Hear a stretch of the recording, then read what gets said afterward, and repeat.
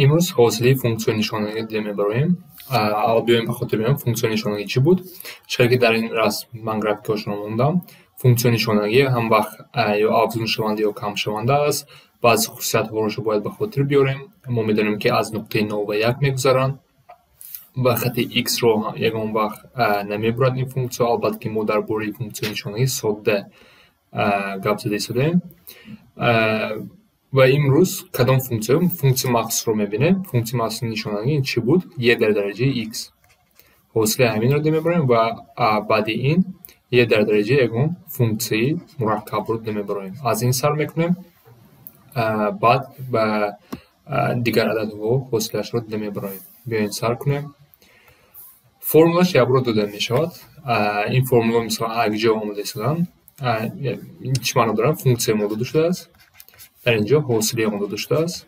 یعنی چی معنی دارم؟ حاصله فункції یه در درجه x هم وقت خودش میشود. برای چی؟ اثبات این از لیمیت میبینم. من در اینجا نشون نمیدم. یکی اگر دانست نخواهی اینترنت یافته میتونن یا اینکه درس اول لیمیت چی نشون دادم همون استفاده برده یافته میتونه. دویم فرمول چی میگه؟ در دویم فرمول اگر ما در درجه یگان مرکب فункція مرکب x نه دیگر مرکب داشته باشیم چون میکنیم قاعده زنجیر رو استفاده میبریم. قاعده زنجیر چی میگه؟ حاصله این همین خودش میشود اون وقت چی که باشد ضرب بعد حاصله درجه چی که نباشد. بیاین با مثال بفهمونم. مثلا بگذار چی باشد؟ مثال ساده بگیم 5 ضرب یه درجه x. حاصله این چی به چی برابر میشد؟ ما چطور که میدونیم اگر 5 به x تعلق ندارد هم وقت حاصله این با همین خودش میشود. یعنی دیگر سوال اگر من حاصله یه درجه x رو جمع 4 مثلا پرسم حاصله این چی میشود؟ بینشون که 4 است یه درجه x از روی فرمول گفتیم که خودش میشود جمع 9. یعنی چون که حاصله 4 9 است. برای دویم فرمول یک مثال کار کنیم. مثلا مثال 3 باشد بگذار یه درجه x کوادرات. حاصله این چی میشه؟ از روی قاعده هم وقت خودش میشود. خودش رو اول نویسیم ضرب یکون x کوادرات حاصلش که ما میدونیم 2x میشود. همین است. بیاین اکنون باز مثال کار کرده برایم. مثلا در اینجا 3 سوال است. دو فرمول در بو موندم. بیاین کار کنیم.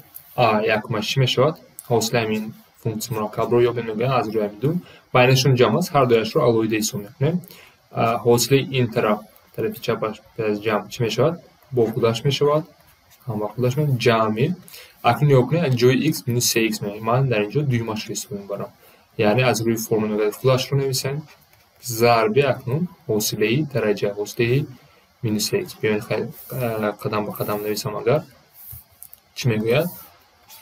حاصله minus 3x و اگر این رو ساده کنیم چی میشود؟ یک ماشه وزن میشود 2 درجه x جمع یه درجه minus 3x ضرب minus 3. همین که نوشته میتونیم اگر minus از قوس گیریم minus 3 یه درجه minus 3x میشه نوشته میتونیم.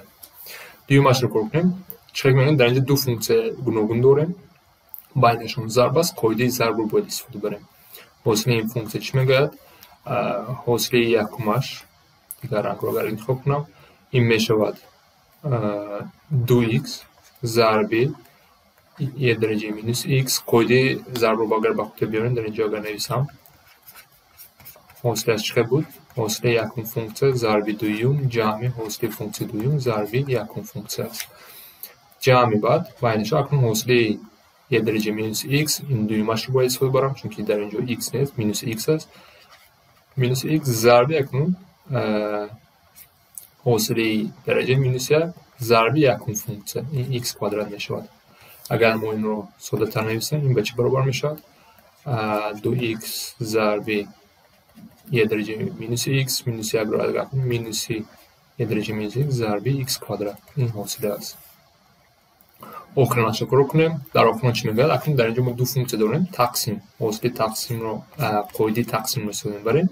قاعده تقسیم چی بود؟ همچون ضرب صورتش میشه لیکن بینشون مینوس تقسیم کوادراتی مخرج. بیایم کار کنیم. چی میشود؟ حاصله سرعت خودش میشود ضرب 2. من دویمش رو استفاده بردم ضرب یکم فункція دویم فунქცია باید ضرب x مینوس اکنون حاصل x یک ضرب یه درجه 2x تقسیم کвадрати مخرج x کвадрат است. ما این رو ساده کرده میتونیم میانه ببریم. این چی میشود؟ این رو مچکنیم 2 درجه x ضرب x مینوس یه درجه 2x تقسیم x کвадрат. یه درجه 2x عقب بیرون گرفته میتونن یکون چی واسه میشه. همین شکلی ساده است. باید به مثال کار کنیم. اکنون قاعده زنجیره استفاده بریم. حاصل این فунქცია رو باید یابیم. حاصل یکمش رو یابیم چی میشود؟ در اینجا نگاه کنید حاصل زنجیره چی بود؟ اگر ما فунქცია در درجه یکون رقم باشد البته که 3 نیست حاصلش چی میگیریم؟ 3 با پایان میاد ضرب درجه را کم میکنیم با ضرب حاصل همون فунქცია درون قوس بوده. همین قاعده استفاده بوده یکمش رو کار میکنیم. این چی میشود؟ 3 ضرب یه درجه x مینوس 1 در کвадрат ضرب اکنون حاصله درون قوس. حاصله درون یه درجه x میشه. بینشون مینوس الویده کار میکنم. حاصله 1 9 میشه. این رو نوشتن شرط نیست. این جواب ما است. دویمش رو کار کنیم. برای دویمش رو حاصلش رو یافتم. بیاین دیگر نویسیم چون که در اینجا قاعده تقسیم استفاده بود میتوانیم یا اینکه شکلش رو عوض کنیم. این چی میشود؟ ما همین رو نوشته میتونیم اگر قدم به قدم نویسیم 2 ضرب یه درجه مینوس x جمع 1 در درجه 1 تقسیم 2 یا اینکه 2 یه درجه مینوس x جمع 1 این اگر من به صورت گیرم مینوس 1 تقسیم 2 میشود. مالی حاصل نگرفتم فунქცია شکلش رو عوض کردم اکنون حاصلش رو از روی قاعده زنجیری میگیرم. یکمش رو چه کار کردیم؟ از روی همون کار میکنم.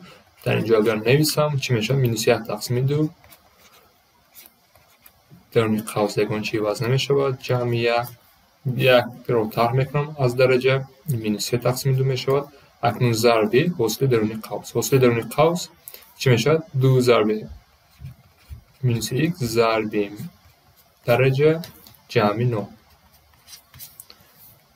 حاصل 1 9 است. این رو شما میتونید با ساده کردن نوشته درجه رو با پایان گیرین. خیلی بیاین یک نمودش رو نویسم. درجه که مینوس هست ما با مخرج گرفته میتونیم. این رو ما نوشته میتونیم مینوس 1 که در اینجا ضرب این با پایان نمیره چی میموند؟ 2 ضرب مینوس x با این مینوس 1 چی میشود؟ 1 پلوس 1 میشود. شرط نیستم مینوس 1 نو ندیگره پلوس میشون هر دوی مینوس. و در مخرج چی میموند؟ 2 ضرب 2 درجه مینوس x جمع 1 در درجه 3 تقسیم 2 یا اینکه شما میتونید نویسین کوبی در ریشه. هر دوش یک چی هست. یعنی این نمود نوشتن هم هست این نمودش هم هست. اگر بعد کتاب چو تست کار کنین البته که شکل سادهش رو می نویسن این هم باید دونین. چه که باید برو تکرار کنیم در این درس فунქცია نشان دهندگی حاصلش رو دیده برآمدیم. از روی فунქცია مخصوص یه درجه x و یه درجه f رو دیده برآمدیم.